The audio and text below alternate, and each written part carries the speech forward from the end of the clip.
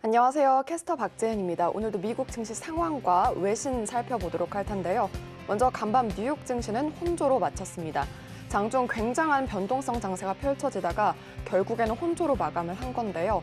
11개 섹터 내에서 기술주가 가장 많이 올랐고, 그리고 그동안 방어주 성격에 많이 올랐던 부동산 그리고 필수 소비 섹터가 조정을 받는 모습이 나타났습니다. 이 오늘 혼조세가 나타난 배경을 살펴보자면 CPI 발표를 앞두고 경계감이 짙어진 것으로 풀이되고 있는데요. 자세한 흐름 살펴보도록 하겠습니다. 네, 먼저 다우존스는 0.26% 소폭의 조정세를 거쳤고요. 나스닥은 0.98% 오르면서 기술주가 반등하는 모습을 나타내줬습니다. S&P 500은 0.25%의 강보 합권으로 제한적인 시세를 분출했습니다. 네, 다음으로 주요 기술주 흐름 체크를 해볼까요? 간밤에 기술주가 가장 많이 올랐다고 말씀을 드렸는데 반발 매수세가 유입이 되면서 이런 현상이 발생한 것으로 풀이되고 있습니다. 그동안 많이 밀렸던 만큼 낙폭 과대주 성격이 부각된 것으로 풀이되는데요. 자세한 흐름 살펴보면 애플은 1.61% 오름세로 마무리 지었습니다. 20년 만에 아이팟이 역사 속으로 사라진다는 소식이 들려왔는데 이 소식이 그래도 그렇게 작용을 하지 않는 모습이 나타나면서 상승을 하면서 마쳤고요. 마이크로소프트는 1.86% 상승, 알파벳 A는 1.67% 모두 1%대 상승폭을 유지했습니다. 네, 다음 장 살펴보도록 하겠습니다. 먼저 아마존은 0.06% 소폭의 오름세로 마무리 지었고요. 테슬라는 1.64% 오르면서 800슬라에 복귀하는 모습이 나타났습니다. 테슬라는 간밤에 가장 활발하게 거래된 종목으로 꼽히고 있습니다. 다음으로 엔비디아는 3.81% 큰 폭의 상승세를 나타냈는데 간밤에 반도체주가 동반해서 오름세를 시현한 것을 확인할 수 있었고요. 역시 그동안 낙폭이 과대했던 만큼 저가 매수세가 유입된 것으로 풀이되고 있습니다. 네, 다음으로 살펴보도록 하겠습니다. 변동성 지수 체크하면 5.06% 크게 밀리면서 시장이 좀 안정세를 찾아가는 모습이 나타났고요. WTI는 3.2% 큰 폭으로 밀리면서 하락세를 이어가는 모습이 연출이 됐는데요. 중국의 봉쇄가 지속되면서 수요에 대한 우려가 나타난 것으로 풀이되고 있습니다. 다음으로 금값은 0.95% 밀리면서 마쳤는데요. 달러 강세의 석 달 만에 최저치로 마감을 했습니다.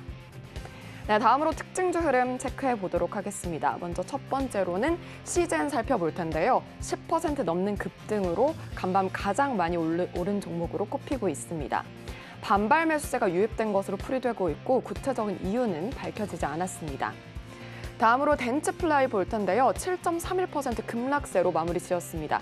간밤 가장 많이 밀린 종목인데요. 이 배경을 살펴보면 어닝 쇼크가 있었습니다. 어닝 쇼크로 인해서 가장 많이 빠진 점 확인되고 있고요.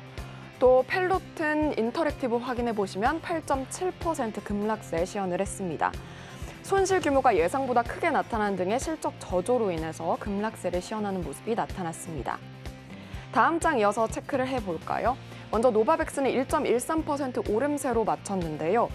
1분기 코로나19 백신 판매량이 3,100만 회 투여분에 그친다고 밝혔고요.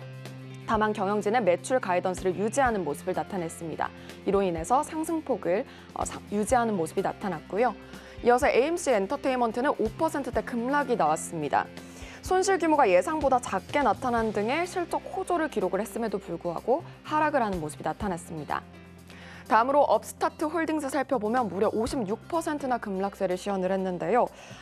가이던스를 낮은 수준으로 제시했고요. 매크로 악재가 대출 산업 전망을 불투명하게 만든다고 강조가 됐습니다. 이로 인해서 간밤 많이 밀리는 모습이 포착이 됐습니다.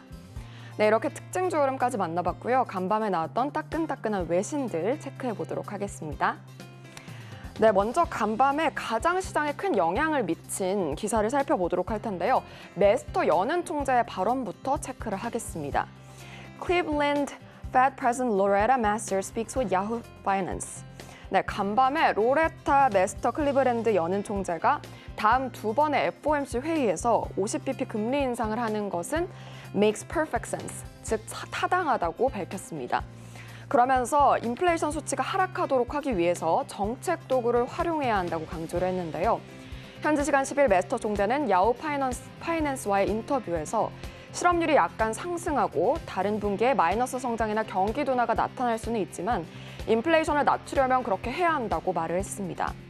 메스터 총재는 앞으로 연준에게 상황이 어려워질 것이다라고 강조를 하기도 했는데요. 하지만 경제에 긍정적인 모멘텀이 많다면서 연준의 금리 인상이 지속적인 경기 침체를 미치지는 않을 것이라고 밝혔습니다. 한편 연준의 월러 연준이사도 발언을 내놨는데요. 경제를 감당할 수 있는 지금이 금리 인상의 적기라고 시사를 했습니다.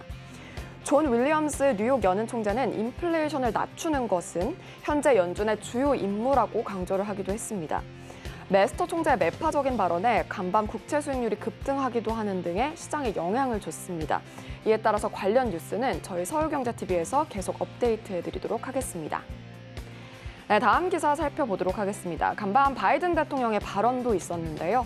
Biden says White House could drop Trump-China tariffs to lower consumer prices. 조 바이든 미국 대통령이 일부 중국산 제품에 대해서 관세를 부과해온 것을 완화하는 방안을 추진 중이라고 밝혔습니다. 바이든 대통령은 미국의 인플레이션 대책 관련 연설 직후에 전임 도널드 트럼프 행정부가 부과한 대중관세를 완화할 것이라는 질문에 우리는 지금 그것을 논의하고 있다고 강조를 했습니다. 그러면서 어떤 결정도 아직은 내리지 않았다고 밝히기도 했는데요. 바이든 대통령의 이 같은 언급은 40년 만에 최악의 상황인 인플레이션에 조치를 취하기 위함으로 시사되고 있습니다. 한편 바이든 정부가 많은 중국산 제품에 대해서 관세를 철회해온 바 있는데 중국은 전 품목에 대한 관세 철폐를 주장하고 있는 상황입니다. 바이든 행정부가 추가로 대중관세 완화를 검토하고 또 이렇게 나선 것은 인플레이션을 잡기 위함이라고 풀이되고 있는데요. 다만 중국이 1단계 무역 합의 때 농산물 등의 2천억 달러어치의 미국산 물품을 사들이기란 약속을 지키지 않고 있기 때문에 이와 연동된 전략도 구사할 수 있을 것이라고 보고 있습니다. 미국과 중국의 갈등을 예의주시해보시면 좋을 것 같고 히토류 포함한 관련주의 흐름도 함께 지켜보시면 좋을 것 같습니다. 네, 마지막 기사 살펴보도록 하겠습니다. 테슬라의 CEO 일론 머스크가 계속해서 입방정을 떨고 있는데요. 자세히 좀 살펴보도록 하죠. Musk says he will stay at Tesla as long as he's useful. 테슬라의 CEO 일론 머스크는 자신이 유용하게 쓰이는 한 계속해서 테슬라에 남아있겠다고 밝혔습니다.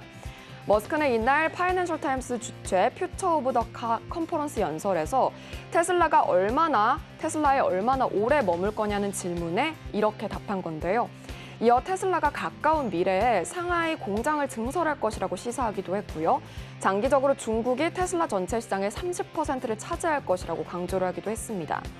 로이터에 따르면 테슬라는 최근 중국 봉쇄에 따라서 생산 문제에 직면해 있는데요. 한편 머스크는 이날 도널드 트럼프 전 미국 대통령의 트위트 계정에 대한 영구 결정을 철회하겠다고 밝히기도 했습니다. 이어서 테슬라의 광산 회사를 인수하겠다고 시사를 하기도 했는데요. 이렇게 머스크의 입방정이 계속되는 가운데 향후 테슬라의 주가 흐름이 좀 걱정되는 부분이 있습니다. 이 부분 함께 좀 체크를 해보셔야 할 것 같고요.